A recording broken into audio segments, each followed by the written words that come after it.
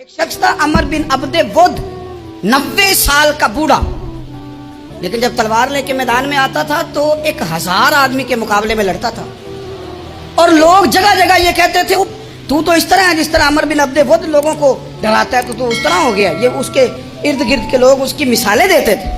جنگ خندق جب ہو رہی تھی تو یہ مقابلے میں آ گیا، تو حضرت علی المرتضیٰ شیر خدا کرم اللہ تعالی وجہ الکریم بھی تشریف فرما تھے۔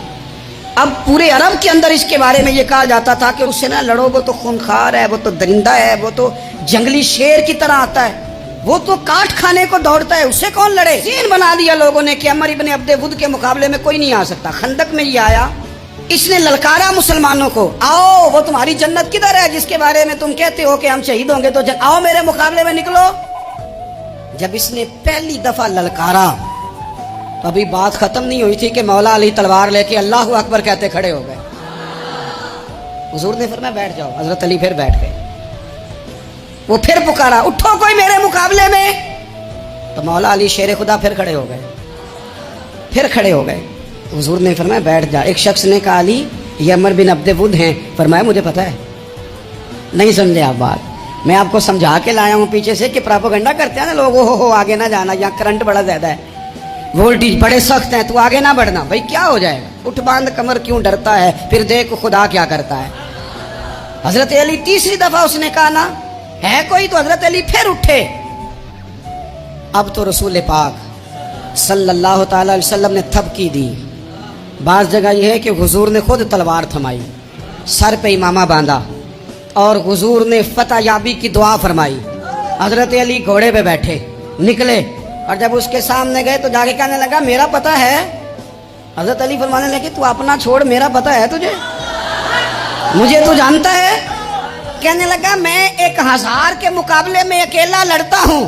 حضرت علی شیر خدا فرمانے لگے پتہ نہیں تو کن سے لڑتا رہا ہے، جانے وہ کون ہے جن سے تو لڑتا رہا ہے، وہ کون 1000 تھے جو تیرے مقابلے میں آتے تھے، پتہ نہیں۔ تو کہنے لگا میرا نام میری ماں نے عمر بن عبد ود رکھا ہے۔ فرمایا چھوڑ تو، میری ماں نے میرا نام حیدر رکھا ہے۔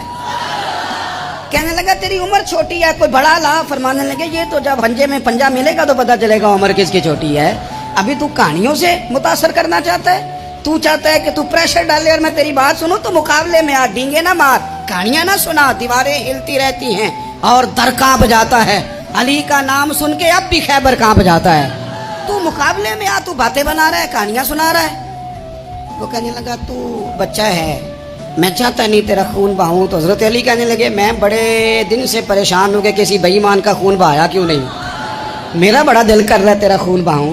اس نے بڑی زوردار ضرب لگائی، غصے میں اتنا پاگل ہوا، کیونکہ اس کے بارے میں معروف تھا کہ وحشی مزاج آدمی، اتنا سخت پاگل ہوا غصے میں، اس نے اپنے گھوڑے کے پیر کاٹ ڈالے، پہلے تلوار گھوڑے کو دے ماری، اس کو کاٹ کے دوڑا۔ یہ کیوں کرتے تھے لوگ، عرب کے لوگ اس وقت یہ کام کرتے تھے کہ ہم نے گھوڑا ہی مار ڈالا ہے تاکہ ہم بھاگ نہ سکیں، کہتے ہیں نا کشتیاں جلا دی ہیں کہ اب واپس جانے کا راستہ ہی بند ہو جائے، گھوڑے کے پیر کاٹ ڈالے کہ بھاگنا نہیں، اور بڑی زور سے اس نے ضرب لگائی حضرت علی پر۔